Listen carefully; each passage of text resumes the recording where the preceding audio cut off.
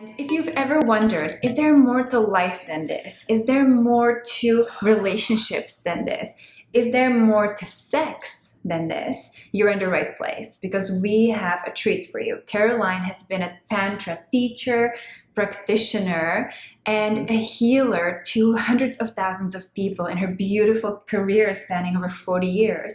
And she's teaching her lessons to us through her experiences so we can really take some of the gems out of them and apply them in our own life without having to go and be a teacher and a practitioner of Tantra. We can take the wisdom of Tantra and apply it into our regular lives.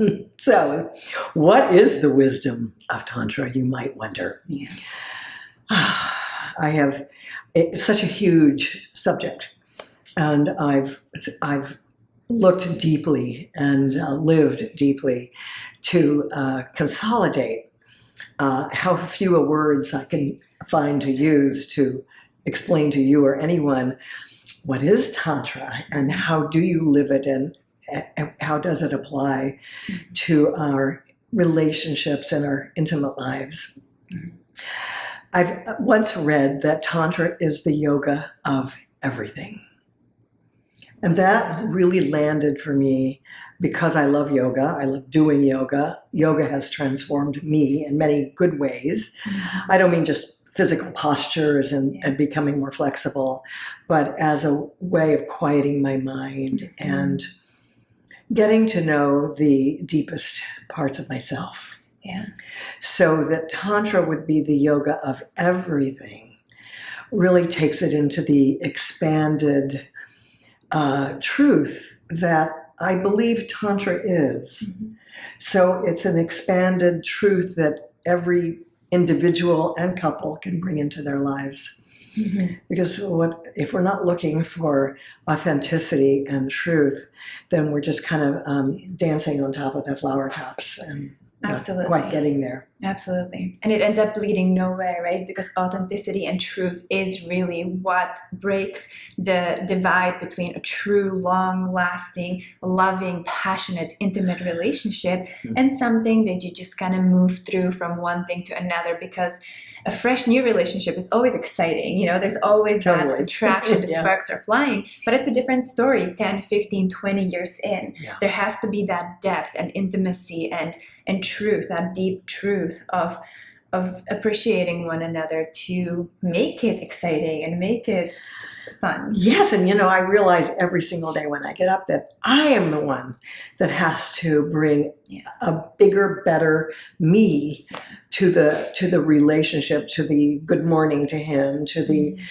my time making the coffee, to this next day of our life together.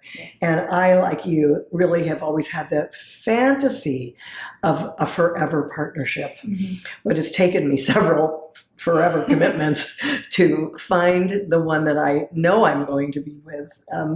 I say for the rest of my life, the way the longevitists are talking about how long we're going to live, it could be another 100 years. So I guess I can't actually say I know for sure. Nobody knows for sure, but let's hope so. Yeah, let's hope so. I love the way Tantra brings in a different level of depth into the daily life, right? Because usually most of us are busy. We get up, we go to work, and we do our routine just to be at home, turn on the TV, and go to bed. So Tantra brings in a little bit more of a depth to a relationship where, like you said, you are more conscious in a moment to say to your partner, hi, you're my beloved, I love you. You connect, you touch them. And it's a different level of starting the day, moving through the day, and ending the day. Yeah. And being more playful and youthful, I guess, is part of my objective every day when I greet my partner and show up in my same little jammies or whatever the typical things are that are the same as they were yesterday. It's within each individual to be the surprise that you would like them to be. Absolutely. They might not think to be the surprise that you want, but we can do it, can't we? Absolutely. We women have we do have a capacity to change our whole look and change our hair and change our makeup without really doing a whole lot, except just moving it from one side to the other and glancing at our beloved with a different energy than just familiarity. And it's up to you to keep it exciting.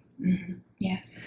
A lot of the times people ask me, the number one thing usually that comes up is I have a partner and we have lost touch over the years.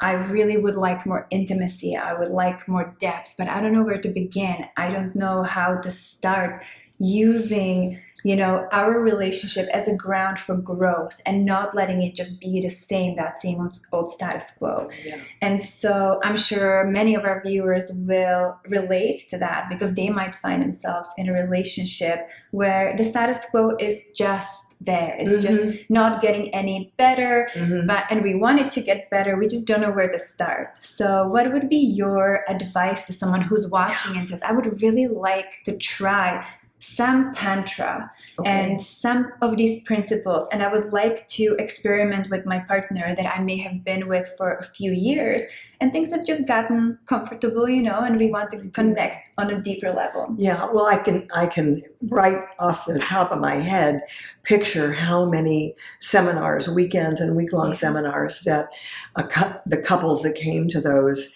where their relationship took a turn for the better was when we got them to sit facing each other. Maybe we would get the man to sit, the woman to sit on the man's lap, so her legs wrap around him, and they don't talk, they breathe together. And it's at that pivotal moment when the bodies are close, but you're in a group. In this case, it was a group of 100 people, so you're obviously not going to become sexual or maybe even start kissing.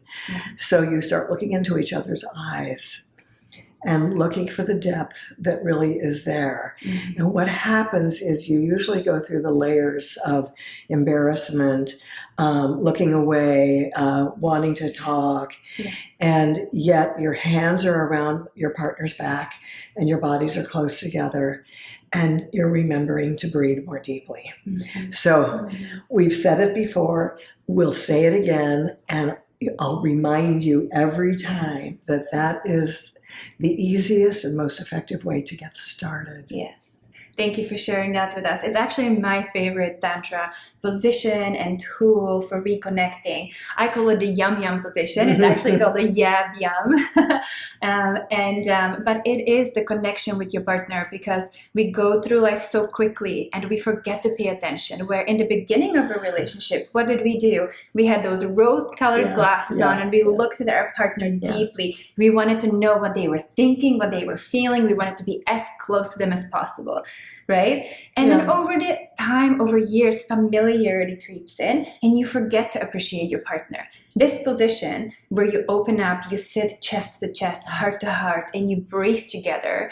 And at the beginning, you don't even have to look into each other's eyes. You can just begin to just breathe and feel, and over time, it will get easier.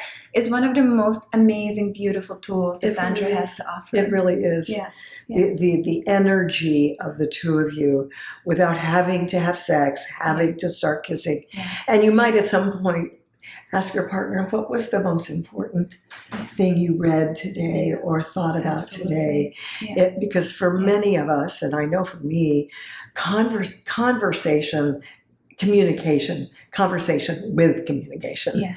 So conversation that the dig's a little deeper than did you notice so-and-so was leaving town for a week, but something more important to each other to begin to share that. Yeah, absolutely. We're so different. Usually it's not the same for everyone, but for the majority, women are more turned on through stimulation, right? They are not turned on just like that. They need a little bit more deeper of a connection. Questions, communication, compliments. Whereas men have more of a quick on turn on, right? And so they're visually stimulated. They don't need that depth. And so the more we can bring Tantra into these moments of connection, the more we really get to cater to both partner's needs. You know, the partner who has more of a masculine energy and is turned on spontaneously gets that pleasure of seeing their partner, being connected physically. And the partner who needs a little bit more deeper connection and a little bit more turn on gets the satisfaction of having that as well. It's almost, this position, this technique is almost like a win-win for the partnership. Yeah.